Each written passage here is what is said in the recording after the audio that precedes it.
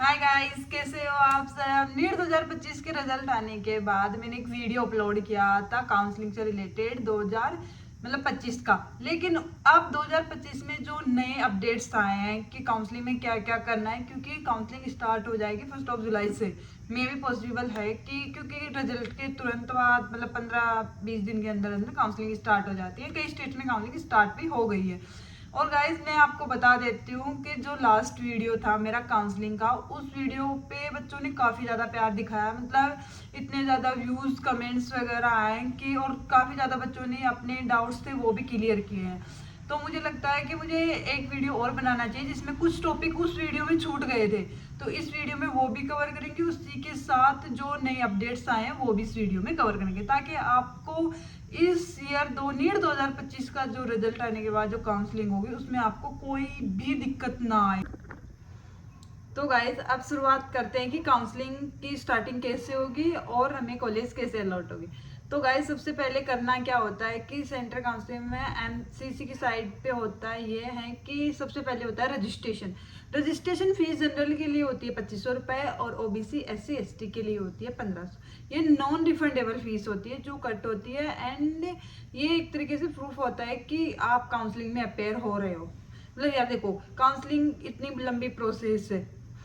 25 लाख बच्चों ने एग्जाम तो दे दिया, लेकिन अब काउंसलिंग भी यदि फ्री में हो तो सारे बच्चे ही करवाएंगे ना वो चीज़ भी, कि चलो हमारे क्या है, कुछ लग तो नहीं रहा, हम भी करवा लेते। लेकिन ये इसलिए होता है कि जो सिलेक्टिव बच्चे जो सिलेक्शन रेंज में है वही बच्चे इतना एफर्ट्स डाले, पैसे जमा करवाए, ताकि काउंसलिंग में कोई दिक्कत हो ना। एक वो रेंज है ना वो कम हो जाए। रजिस्ट्रेशन फीस जमा होने के बाद सिक्योरिटी फीस कट होती है। सिक्योरिटी फीस में गाइस होता है कि आपने कोई कॉलेज ली है और आप उस कॉलेज को छोड़ रहे हो सेकेंड राउंड में, तो आपको वो सीट नहीं मिलेगी। एक तरह में सिक्योरिटी फीस का टारगेट यही होता है कि कोई बच्चा सीट ले रहा है तो उसको छोड़े ना। यदि यदि बच्चा उस सीट को छोड़ता है तो सिक्योरिटी फीस कट हो जाएगी, वो पैसे उसको गवर्नमेंट को देने होंगे। ताकि ये चीज़ इसलिए की गई कि वो दिक्कत ना हो सीट छोड़ने वाली, और बार बार आगे स्टेप में काउंसलिंग ना हो कि स्टे वैकेंसी राउंड सेकंड, तो आप समझ रहे हो, first round second round third round mock-up round, stay vacancy round first, stay vacancy round second, इतनी लंबी ऑलरेडी ये प्रोसेस है। यदि ये सीन रहेगा कि सीट ले ली सीट छोड़ दी, तो वो और लंबी प्रोसेस हो जाएगी। इसको कम करने के लिए सिक्योरिटी फीस जमा होती है। थर्ड ऑप्शन होता है कि चॉइस फिलिंग का। यदि और कई बच्चों का डाउट है कि मैम यदि हम सिक्योरिटी फीस जमा नहीं करवाए, तो मैं बता देती हूँ, यदि आपने सिक्योरिटी फीस जमा करवाई नहीं है या आप नहीं करवा रहे तो आपका चॉइस फिलिंग का ऑप्शन ही नहीं आएगा। समझ रहे हो, चॉइस फिलिंग का ऑप्शन नहीं आएगा तो आप चॉइस फिलिंग कैसे करोगे। चॉइस फिलिंग में होता है कि आपको प्रेफरेंस वाइज 300 कॉलेज है इंडिया में, आपको 300 कॉलेज भरनी है एक सीक्वेंस में, और वो सीक्वेंस आपके प्रेफरेंस वाइज होता है। चॉइस हमारी चॉइस के अकॉर्डिंग फिलिंग कर रहे हैं हम। तो उसमें होता है कि आप टॉप प्रायोरिटी पे कौन सी कॉलेज, सेकेंड टॉप प्रायोरिटी पे कौन सी को, थर्ड पे, फोर्थ पे, फिफ्थ पे, ऐसा एक सीक्वेंस होता है। और आपकी जब काउंसलिंग की रिजल्ट आता है वो इसी चीज़ से देखा जाता है कि आपका प्रेफरेंस क्या है। यदि फर्स्ट नंबर वाली कॉलेज में सीट है और आपके इतने मार्क्स हैं तो आपको वो कॉलेज अलॉट होगी, फिर सेकेंड कॉलेज में देखा जाएगा, फिर थर्ड में, फिर फोर्थ में। तो चॉइस फिलिंग का रोल ये है कि आपके प्रेफरेंस क्या है उसके अकॉर्डिंग सीट मिलेगी। और फर्स्ट राउंड का फिर आता है रिजल्ट। विद इन 7 या 8 डे के बाद रिजल्ट आ जाता है चॉइस फिलिंग के। चॉइस फिलिंग के रिजल्ट आने के बाद रिजल्ट में सीन ये होता है कि फर्स्ट राउंड में काफ़ी हाई कट ऑफ जाती है कंपेरेटिवली मॉपअप राउंड के में, थर्ड राउंड के, क्योंकि ज़्यादातर सब बच्चे फर्स्ट राउंड में पार्टिसिपेट करते हैं। और जो बच्चे स्टेट काउंसलिंग से सीट ले लेते हैं, ओनली सेंट्रल काउंसलिंग में तो 15% जो सीट है उसी के लिए तो काउंसलिंग हो रही है। 85 तो स्टेट ही देख रहा है ना अपनी सीट्स को, तो उसके लिए काफ़ी ज़्यादा हाई कट ऑफ जाती है। तो जिन बच्चे यदि कोई सीट मिली है, कोई सेंट्रल काउंसलिंग में पार्टिसिपेट करना चाहता है, सेंट्रल काउंसलिंग से सीट लेना चाहता है, और कोई बच्चे को सीट मिल गई है, अब वो सीट मिलने के बाद वो बच्चा लेना चाहे या नहीं लेना चाहे, फर्स्ट राउंड में इस चीज़ की कोई बाउंडेशन नहीं है। यदि आप सीट ले लेते हो तो आप जाके रिपोर्ट करवाइए वहाँ पे कि हाँ मैं प्रेजेंट हूँ और मुझे ये सीट चाहिए। यदि अब यहाँ पे केस आ जाता है कि या तो आप उस सीट से सेटिस्फाइड हो या आप उस सीट से सेटिस्फाइड नहीं हो, और यदि आप सीट से सेटिस्फाइड नहीं हो पर पूरी तरीके से नहीं हो, आप चाहते हो कि इससे बेटर मिल जाए तो ज़्यादा सही है, तो गाइस उसके लिए होता है अपग्रेडेशन। अपग्रेडेशन में ये सीन होता है कि आपकी चॉइस फिलिंग सेम होती है, सीट मिलने के बाद आपको उस कॉलेज में जाना होता है, मतलब वो आता है अलॉटमेंट लेटर और आपने ओरिजिनल डॉक्यूमेंट्स के साथ उस कॉलेज में जाना होता है और आपको बताना होता है कि यस मैंने ये सीट ली है और मुझे सेटिस्फाइड, लेकिन मुझे इसे बेटर के लिए अपग्रेडेशन करवाना है। तो अपग्रेडेशन का फॉर्म लगता है उसमें, मतलब जो सेकेंड राउंड होगा ना उसमें आपको उसमें अपग्रेडेशन डालना होगा, ठीक है।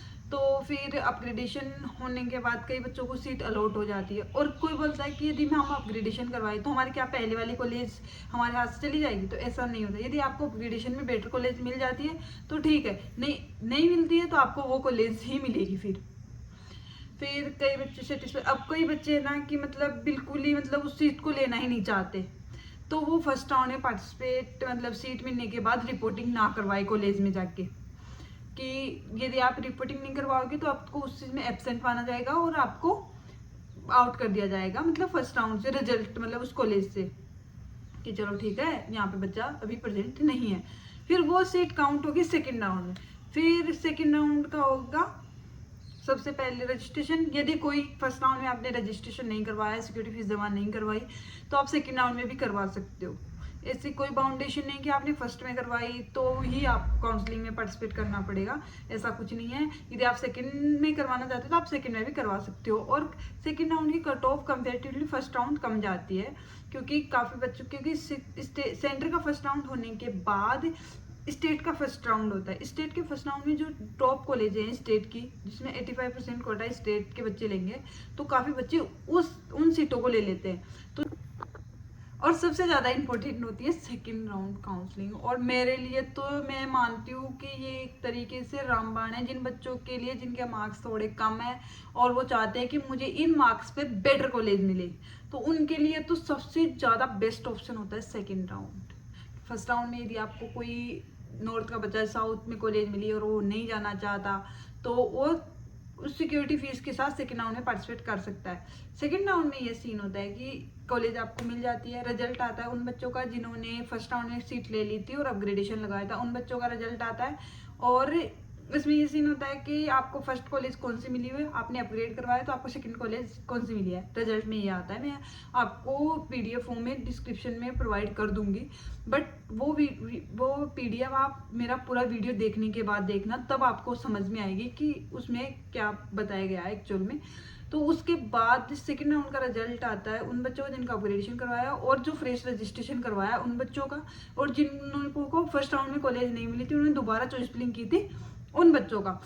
सेकेंड राउंड की cut off comparatively first round काफ़ी कम जाती है, क्योंकि काफ़ी ज़्यादा बच्चे स्टेट काउंसलिंग में पार्टिसिपेट कर लेते हैं, क्योंकि 85% तो स्टेट का कोटा है ना, उनमें चले जाते हैं। उसके बाद रिजल्ट आने के बाद ये सीन रहता है कि कई बच्चे अपनी सीट से सेटिस्फाइड है और कई बच्चे अपनी सीट से सेटिस्फाइड नहीं है। तो जो बच्चे सेटिस्फाइड है और वो चाहते कि ठीक है कॉलेज ले ली बेस्ट है, ठीक है। कई बच्चे चाहते हैं कि ठीक है ये कॉलेज ओके है, बट मैं चाहता हूँ कि मुझे और बेटर कॉलेज मिल जाए तो ज़्यादा बेटर है, तो वो भी फर्स्ट राउंड की तरफ ग्रेडेशन का फॉर्म लगवा सकता है, जिसका रिजल्ट आएगा फिर मोपअप के रिजल्ट के साथ, समझ रहे हो। और यदि कोई बच्चे को सीट नहीं मिली तो वो डायरेक्ट मोपअप में पार्टिसिपेट करेगा, चॉइस फिलिंग दोबारा नहीं होगी। तो सेकंड राउंड में चॉइस फिलिंग का सबसे बड़ा रोल है कि यदि आप चॉइस फिलिंग करवा रहे हो तो बहुत अच्छे से चॉइस फिलिंग करवाना, क्योंकि फर्स्ट राउंड का एक राउंड के बाद दोबारा चॉइस फिलिंग होती है, लेकिन सेकंड राउंड की चॉइस फिलिंग आप नहीं होगी। यदि आपको कॉलेज नहीं मिली है तो आप डायरेक्ट उसी चॉइस फिलिंग के साथ मोपअप में जाओगे, उसी चॉइस फिलिंग के साथ स्टे वैकेंसी राउंड में जाओगे। तो चॉइस फिलिंग बहुत अच्छे तरीके से करनी है। और थर्ड केस आता है कि कई बच्चों को सीट मिली है पर वो उस सीट से सेटिस्फाइड नहीं है और वो उस सीट को लेना ही नहीं चाहते, तो फिर आप उस सीट को छोड़ सकते हो, लेकिन अब सिक्योरिटी फीस रिफंडेबल नहीं है। यदि आप फर्दर राउंड में पार्टिसिपेट करना चाहते हो तो आपको सिक्योरिटी फीस जमा करवानी होगी दोबारा। General 10,000, OBC SC ST 5,000। तो गाइज मेरा भी यही सीन था, मुझे कॉलेज मिली थी सेकेंड राउंड में जौनपुर, ठीक है, उत्तर प्रदेश में जो ऑटोनोमस स्टेट मेडिकल कॉलेज है जौनपुर, वो मिली थी और मेरे वो बिल्कुल पसंद नहीं थी। मतलब मेरे घर से भी काफ़ी दूर थी और भी ज़्यादा काफ़ी फैक्टर्स थे, क्योंकि वो नई कॉलेज थी, मुझे वो चाहिए नहीं थी।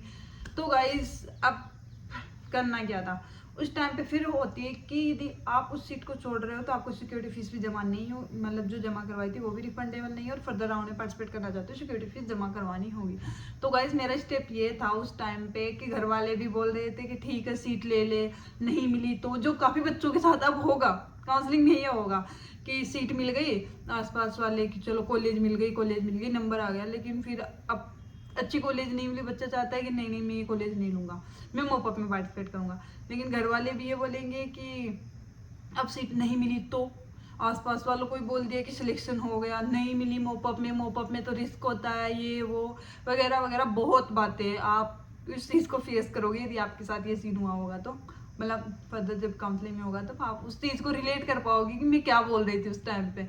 फिर यदि आपको सीट नहीं लेनी तो गाइस मैं बता देती हूँ मॉपअप में कोई रिस्क नहीं है। यदि आपको अपने पेरेंट्स को समझाना है तो मैं इस चीज़ के लिए बता देती हूँ कि आप उनको बोलना, क्योंकि जो मैंने समझाया था अपने पेरेंट्स को, कि आप उनको बोलना कि जो सीट मुझे मिली है ना वो तो मेरे को मिलेगी, क्योंकि जो जिन बच्चों को सीट नहीं मिली है उनके मार्क्स है ना मेरे से कम है। तो यदि मेरे को अच्छी कॉलेज नहीं मिली तो ये कॉलेज तो मेरे को मिल ही जाएगी 100%। तो घर वालों को कोई डाउट नहीं होगा कि कॉलेज नहीं मिलेगी, बच्चा इस साल रह जाएगा काउंसलिंग में या फिर और कुछ भी रीजन। तो मैंने फिर क्या किया था, दोबारा सिक्योरिटी फीस जमा करवाई थी गाइस। उसमें फिर मैंने, यदि आप दोबारा सिक्योरिटी फीस जमा करवाते हो तो आपके पास ऑप्शन होता है चॉइस फिलिंग का, ये प्लस पॉइंट है फ्रेश रजिस्ट्रेशन का। पैसे तो आपकी सिक्योरिटी फीस तो दोबारा लगेगी, वो तो एक डिसएडवांटेज हो ही गया, वो तो पैसे गए आपके पहले वाले के 5,000 10,000 जो भी है। बट अब मॉपअप पे नॉर्मली चॉइस फिलिंग नहीं होती है, लेकिन आप फ्रेश रजिस्ट्रेशन करवा रहे हो, मतलब सिक्योरिटी फीस दोबारा जमा करवा रहे हो तो आपको चॉइस फिलिंग का ऑप्शन होगा, और आपको बेटर कॉलेज मिलने के चांस मॉपअप में और भी ज़्यादा होते हैं, क्योंकि स्टेट में भी जो 85% सीटें फर्स्ट राउंड में कई बच्चे नहीं लेते हैं, या फिर अब फर्स्ट राउंड में नहीं ली, वो सेंटर का सेकंड राउंड करवाया, अब सेकंड राउंड का रिजल्ट आ गया पर वो फिर उनसे सेंटर वाले से सेकंड राउंड से सेटिस्फाई नहीं है और उसके मार्क्स भी अच्छे हैं, तो वो स्टेट में अच्छी कॉलेज में मिल सकती है उसको, तो वो सेंटर की सेकंड राउंड की सीट छोड़ देगा। तो गाइस वो सीट काउंट होगी फिर मॉपअप राउंड में, और यही मेन रीजन है कि मॉपअप राउंड में अच्छी कॉलेजें मिलती है। मुझे भी मैं तो बहुत खुश हूँ क्योंकि मेरे घर के भी पास है, फीस भी कम है, और भी ज़्यादा मतलब हर चीज़ में बढ़िया, हॉस्टल वगैरह पढ़ाई वगैरह सब कुछ एक नंबर है कॉलेज में। क्योंकि यार देखो उस टाइम पे मैंने थोड़ा एक्शन लिया कि नहीं नहीं मुझे इस कॉलेज में नहीं जाना, और मैंने कुछ रिसर्च वगैरह की, मतलब देखा वीडियोस वगैरह और समझी उस चीज़ को, तब जाके मैं यहाँ पे हूँ। यदि उस टाइम पे मैं भी छोड़ देती कि चलो ठीक है ले ही लेते हैं MBBS कॉलेज तो मैं उतनी दूर रहती अभी। तो गाइस आप भी मॉपअप सेकंड राउंड की चॉइस फिलिंग अच्छे से करनी है, क्योंकि जिन बच्चों को कॉलेज अलॉट नहीं है सेकंड राउंड में पार्टिसिपेट करेंगे उसी, मतलब मॉपअप राउंड में पार्टिसिपेट करेंगे उसी चॉइस फिलिंग के साथ। और गाइस उसका रिजल्ट आने के बाद मॉपअप में ये सीन होता है कि मॉपअप में आप सीट ले लो, 99% बच्चे मॉपअप में सीट ले लेते हैं, और छोड़नी भी नहीं चाहिए, क्योंकि मैं आपको लिस्ट अभी बताऊंगी जो डिस्क्रिप्शन में कि स्टे वैकेंसी राउंड में लास्ट ईयर कितने लोगों को सीट मिली थी। हाँ तो नहीं मिले तब बात अलग है, यदि आपको मॉपअप में सीट मिल रही है तो आप स्टे वैकेंसी राउंड के लिए रिस्क ना लें। स्टे वैकेंसी राउंड में एक्चुअल में रिस्क है, मॉपअप राउंड में कोई रिस्क नहीं है। और गाइज यदि आपको कोई भी काउंसलिंग से रिलेटेड कोई भी डाउट है, और मतलब और अपने डॉक्यूमेंट्स वगैरह तैयार कर लेना पहले से अच्छे से, क्योंकि मैंने इसका वीडियो बना दिया था पहले कि कौन कौन से डॉक्यूमेंट्स रिक्वायर्ड होंगे, उसको मैं डिस्क्रिप्शन बॉक्स में भी आपको बता दूंगी, उसका लिंक दे दूंगी तो आप देख लेना। और भी कोई भी डाउट हो किसी भी चीज़ से रिलेटेड तो आप मेरे को कमेंट बॉक्स में पूछ सकते हो, मैं आपको सारे डाउट एकदम क्लियर कर दूंगी। आप मेरे प्रीवियस वीडियो में देख सकते हो कि मैंने एक एक बच्चे के पूरे डाउट क्लियर किए हैं, क्योंकि मेरा टारगेट इस टाइम का यही है कि काउंसलिंग में जो दिक्कत मैंने फेस की थी ना वो आप ना करो। और देखो गाइस अच्छी कॉलेज में जाना है, तुम लोगों ने इस टाइम पे इतना हार्ड वर्क करके इतना हाई अच्छा मतलब हार्ड पेपर आने के बाद आप काउंसलिंग में पार्टिसिपेट कर रहे हो, आप उस रेंज में हो सिलेक्शन रेंज में, तो आपने बहुत एक तरीके से बहुत हाई लेवल की मेहनत की थी तब जाके आप यहाँ हो। तो उस मेहनत को एज ए वेस्ट मत होने देना कि आपको कम मार्क्स में भी वो कॉलेज मिल सकती थी, और आपके 10-15 मार्क्स ज़्यादा हैं तब भी वही कॉलेज मिल रही है। आपको बेटर कॉलेज में जाना है, उसके लिए आपको और फालतू में काउंसलर को चक्रों में ज़्यादा फंसना नहीं है कि फालतू पैसे खराब कर दे आपके। आप मेरे वीडियो देख लीजिए आराम से, उसमें कोई दिक्कत आएगी नहीं है आपको। काउंसलिंग से रिलेटेड कोई भी दिक्कत नहीं आएगी। यदि आपको कोई भी दिक्कत आ रही है तो मेरे को कमेंट्स में पूछिए। और मेरा ये आज का वीडियो बनाने का मेन मोटिव ये था, काफ़ी अलग अलग बच्चों के लिए लिस्ट प्रोवाइड करना मुश्किल हो रहा था मेरे लिए। काफ़ी बच्चों ने मेरी जो इंस्टा आई डी है मेरी गोविंदी, उस पर भी मतलब मैसेज किए थे। हाँ, मैंने उनके सबके मैसेज रिप्लाई दे दिया था, पर मैं उसकी पूरी PDF फॉर्म में हर बच्चे को प्रोवाइड नहीं कर पा रही हूँ। तो मैं आज इस वीडियो की डिस्क्रिप्शन में आपको वो लिस्ट प्रोवाइड करवा दूंगी।